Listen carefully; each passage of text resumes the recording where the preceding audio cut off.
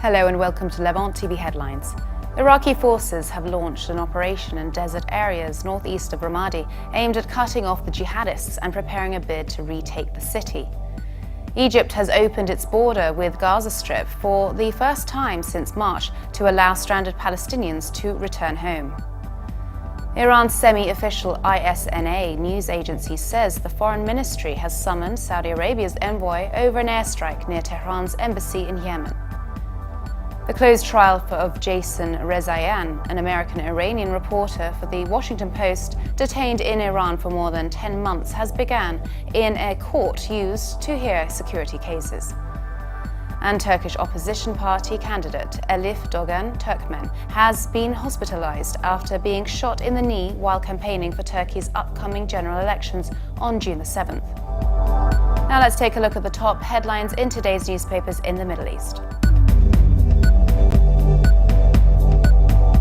Starting with the Egypt Independent, which leads reporting that Egypt has extended its tender for natural gas exploration in the Mediterranean Sea by 2 months, with the addition of 4 new blocks, as the country seeks to boost domestic energy production. The paper also reports that the Undersecretary for the Journalists Syndicate, Khaled al-Balshy, said the referral of the editor-in-chief, the chairman of the board of directors, and the editor of the al-Bayan newspaper to a criminal trial has brought about a state of anxiety on the freedom of press. From the UAE, the Khalij Times leads, reporting that the UAE Space Agency is currently working on the establishment of the Middle East's first space research center, which is expected to cost 100 million dirhams over the next 5 years. The paper also reports that local Sunni militia ejected Houthi rebels from much of the southern Yemeni city of Dalayah, inflicting the first significant setback on the Iranian-backed rebels in 2 months of civil war. From Lebanon, the Daily Star leads, reporting that Lebanon is keen on enhancing trade relations with China. Prime Minister Tamam Salam told the Arab-Chinese Businessmen Conference, vowing that Beirut would be a reliable partner.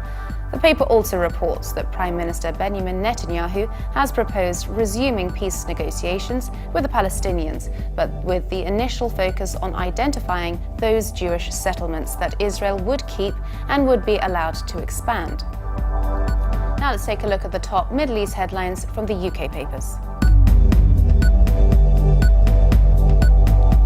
The Independent leads its Middle East news, reporting that ISIS fighters, desperate to blow themselves up in the name of jihad, are accusing senior militants of favoring friends and relatives by putting them on suicide bombing missions first.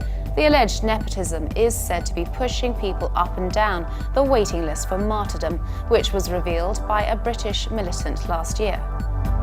The Guardian leads its Middle East news, reporting that Jason Rezaian, the Washington Post reporter imprisoned in Iran for nearly 10 months, is standing trial behind closed doors in Tehran on charges of espionage and at least 3 other major crimes.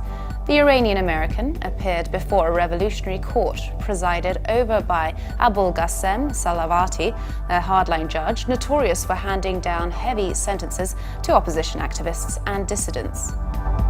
The Telegraph leads its Middle East news, reporting that Iraq has announced the launch of an operation to retake Western Anbar province from Islamic State.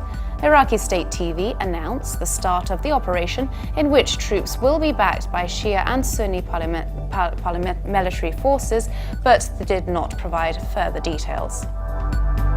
Now let's take a look at the top Middle East headlines in the international papers.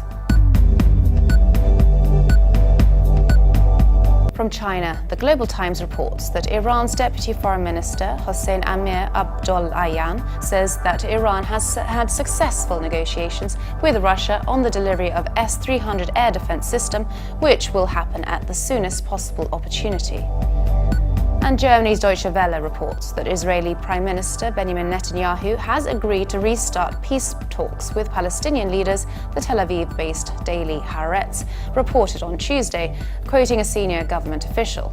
Netanyahu wants to sit down with his Palestinian counterpart, Mahmoud Abbas, to negotiate the borders of Jewish settlements in the West Bank, more than 12 months after the last round of talks broke down. And for more updates, please visit levant.tv. Thanks for watching. Be sure to join us again tomorrow. Bye for now.